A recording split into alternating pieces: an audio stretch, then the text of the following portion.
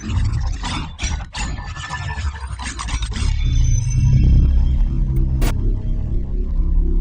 what's up guys? This is Nightwing2303 from WearTesters.com. Just wanted to give you guys an update on my trip to Oregon.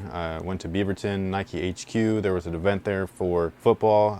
There was a new cleat, the Vapor Ultimate, I believe, and then the TR1, the Lunar TR1. So there was an event there. They also had the opening, which is a huge thing where just like 126, I believe, of the best high school football athletes come. They train with NFL players, coaches, and then they play a game and all that kind of stuff, and they have a lot of fun. So I was there to cover that event for WearTesters. Basically, this is exactly how my trip went. If you don't like long videos, you're probably going to want to skip this one, but if you do like long videos, then this might be the perfect video for you, because I'm sure that it's going to rack up some minutes. So with that being said, let's just go ahead, get right into it. All right, so first things first, I get on the plane. Don't like plane rides. Luckily, it was only about 2 hours, so it wasn't too bad. It was nothing like the New York trips where I'm on the plane for like 5-6 hours. Those ones suck. Get off the plane, get in the car. Talking to Hess on the way over there. Hess Kicks, everybody knows him, and if you don't, hopefully you do. Basically, he met up with me after I checked in the hotel, and we basically went over to the Nike HQ. As soon as I did check in the hotel, though, they gave me this thing right here, which is a Nike Fuel Band. And as soon as they gave us that, I pretty much knew that they were going to put us in for the ringer right there. I was like, man, they're going to work us out pretty good. So I meet up with Hess. Right across the street from that hotel is a Nike store. Coincidence? I don't know. And there was also an employee there that knew who I was, and you know, he came up to me, shook my hand and everything, and that was really cool. So as soon as we were done with that, we ate lunch, or I ate lunch because I was starving. He had already eaten, and then he drove both of us over to Nike HQ. Once at HQ, we went to the Jordan building, and as soon as you walk into this place, it's just amazing. As soon as you walk into the building, there's just a case full of game-worn, you know, signed sneakers of Jordans, and it was just really, really dope. So Hess knows people at Jordan Brand. I know a few people at Jordan Brand, so we went upstairs. As soon as we walk in, meet up with, her name's Samantha, and then another one, Jen. Those are the two people that I already knew, and then they introduced us to a few other people that I didn't know. They're really cool people, so they were awesome. And they actually gave me a pair of the Flex trainers in this yellow colorway. This is one of my favorite shoes, surprisingly. It's not a basketball shoe, it's a training shoe. It's kind of like Jordan Brand's version of the Nike Free.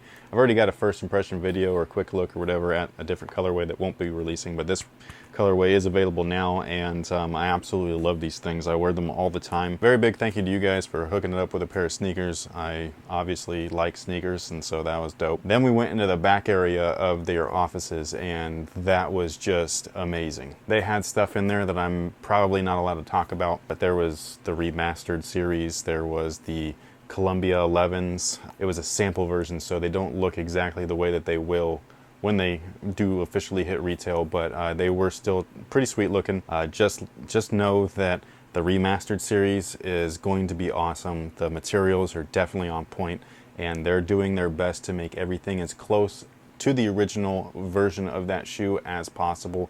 I've seen it with my own two eyes, and they explained not only that stuff, but they also explained how the company works a little bit, how they go about with their budgets, how things are allocated to different parts of the brands.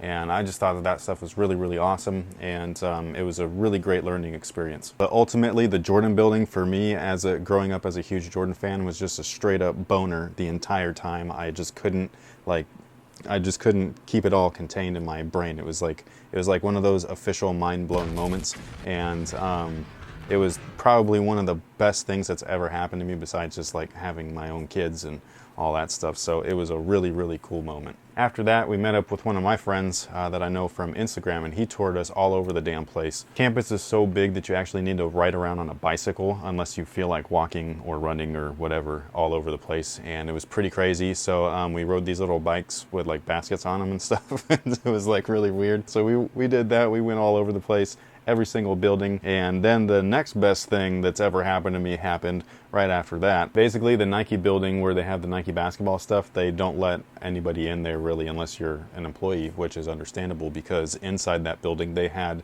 the next 2 installments of all of these guys' signature lines. So Kobe, LeBron, KD.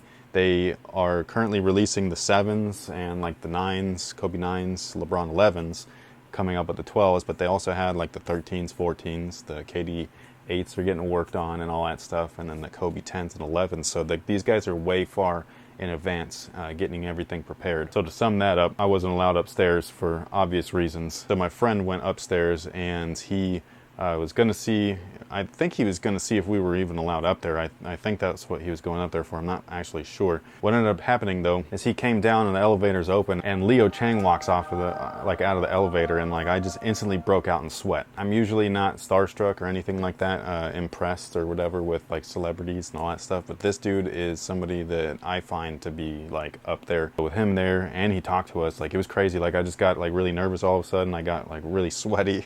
So it was like really nasty on my part, but I couldn't help it. I was excited, I was nervous all at the same time. It was like really, really weird. So Leo Chang, for one, is a really cool dude. For two, he talked to us for like forever. It felt like it was like 30 minutes, maybe more. I was just picking his brain, learning as much stuff as I could in that short amount of time that I was there. Talking about the new shoe, which I love. Review's not out yet. I'm not quite done playing in these. I really like playing in them though. So this is, in my opinion, the best performing shoe besides the 5.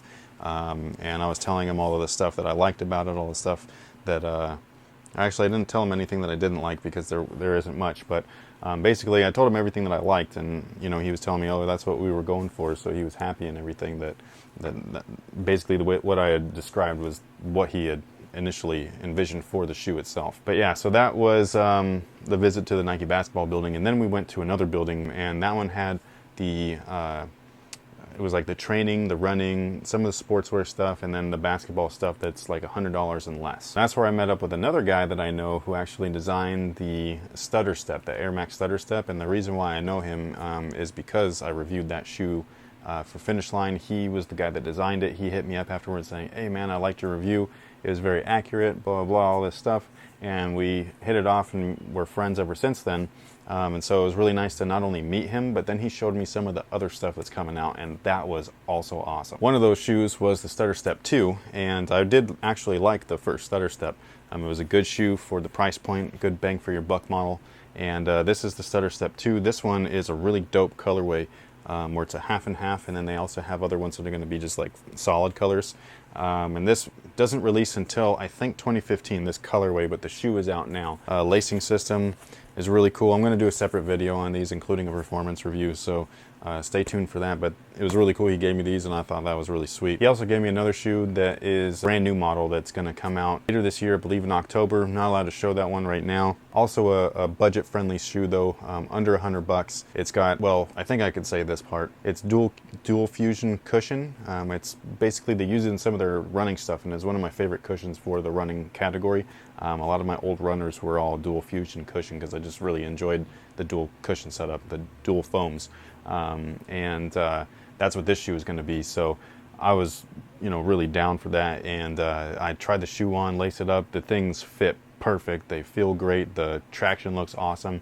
I haven't played in them yet, but you know, hopefully I'll be able to show it to you guys soon. But as of right now, I can't. So you know, just know that it's coming as far as coming to retail, and they are freaking sweet. So after all of that stuff, basically we just kind of went into the cafeteria, talked for a little bit, then we went over to the Bo Jackson gym, shot around. I lost a game of horse. I can't shoot free throws to save my life while I'm sitting on my butt. I need my legs to be able to shoot. I almost won. I came back though. I came back good, but I still lost. After that, basically went back to the hotel.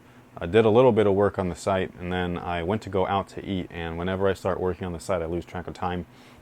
So being in a place where, like in California or even in New York, there's stuff open all the time, so I can always go and find food.